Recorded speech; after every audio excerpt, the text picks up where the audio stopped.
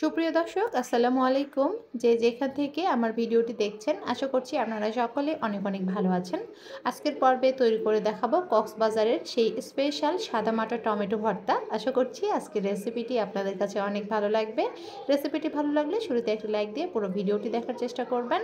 তো টমেটো ভর্তা তৈরি করার জন্য এখানে আমি মিডিয়াম সাইজের 5টা টমেটো নিয়েছি এবং মাঝখান থেকে আমি কেটে 2 ফালা করে নিয়েছি। সাথে নিয়েছি একটা পেঁয়াজ কুচি, নিয়েছি 4-5টার মতো কাঁচামরিচ কুচি আর নিয়েছি ধনিয়া পাতা। তো প্রথমে একটা ফ্রাইং প্যানে 2 টেবিল চামচ পরিমাণ তেল দিয়ে এরপরে আমি টমেটোগুলো দিয়ে দিচ্ছি। টমেটোগুলোকে আমি এপাশ ওপাশ 2 পাশে ভালোভাবে ভেজে নেব।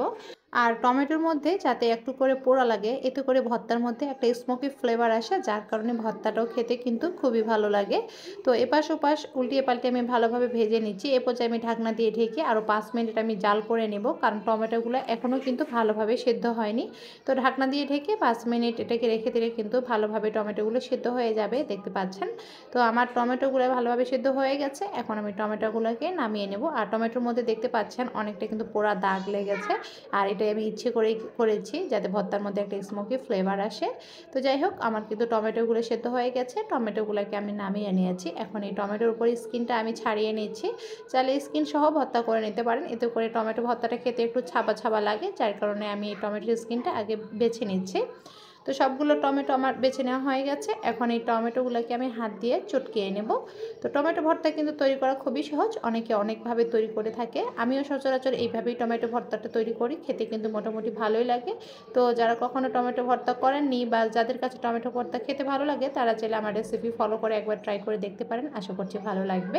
তো সম্পূর্ণ টমেটো আমি হাত দিয়ে ভালোভাবে চটকিয়ে নিয়েছি। তো সিদ্ধটা একটু কম হয়েছিল, আপনারা একটু ঢাকনা দিয়ে আর একটু বেশি সময় রেখে দিবেন, তাহলে আপনাদের টমেটোগুলো একটু ভালোভাবে সেদ্ধ হয়ে যাবে। তো যাই হোক, এখন আমি টমেটো ভর্তা করে নেব। তো ভর্তা করতে তো আমরা কম বেশি সবাই জানি, এটা বলার কিছু নাই। তো প্রথমে আমি শুকনো মরিচ দিয়ে লবণ দিয়ে শুকনো মরিচগুলো চটকিয়ে নিচ্ছি। এরপরে পেঁয়াজ কুচি দিব, কাঁচামরিচ কুচি দিব, আর সবশেষে আমি সরিষার তেল দিয়ে ভালোভাবে মাখিয়ে নিয়ে এই মাখানো টমেটোগুলো দিয়ে দিব। তো সব কিছু একসাথে মাখিয়ে নিলে কিন্তু তৈরি হয়ে যাবে এই টমেটো ভর্তা। আর হ্যাঁ, এই টমেটো ভর্তাটা কিন্তু আমি কাঁচা পেঁয়াজ দিয়ে তৈরি করে নিচ্ছি। আপনারা চাইলে পেঁয়াজগুলো ভেজে নিতে পারেন, তবে কিছু কিছু ভর্তায় কিন্তু কাঁচা পেঁয়াজটা দিলেও খেতে ভালো লাগে, যেমন বেগুন ভর্তা, টমেটো ভর্তা, আরও কিছু কিছু ভর্তা রয়েছে। তো আপনাদের ইচ্ছা, চাইলে পেঁয়াজটা কিন্তু ভেজে নিতে পারেন, তবে আমার কাছে কাঁচা পেঁয়াজ দিলেই কিন্তু এই টমেটো ভর্তাটা খেতে ভালো লাগে। অনেকে এই ভর্তাটাকে কক্সবাজারের স্পেশাল টমেটো ভর্তা বলে থাকে। আসলে আমি কক্সবাজার কখনো যাওয়া হয়নি, আর আসলে এইভাবে ভর্তা করে কিনা সেটাও জানি না। তো যাই হোক, অনেকের ভিডিও দেখেছি, তারা এইভাবেই ভিডিও তৈরি করে বলে যে এটা টমেটোর এটা কক্সবাজারের স্পেশাল টমেটো ভর্তা। তো যাই হোক, সেটাই আজকে আপনাদের কাছে আমি শেয়ার করলাম। আশা করছি আপনাদের কাছে অনেক ভালো লাগবে। যারা এতক্ষণ সাথে ছিলেন সবাইকে ধন্যবাদ জানিয়ে আজকের মতো এখানে বিদায় নিচ্ছি। সবাই ভালো থাকবেন, সুস্থ থাকবেন। আবারও চলে আসবো নতুন কোনো রেসিপি নিয়ে। আল্লাহ হাফেজ।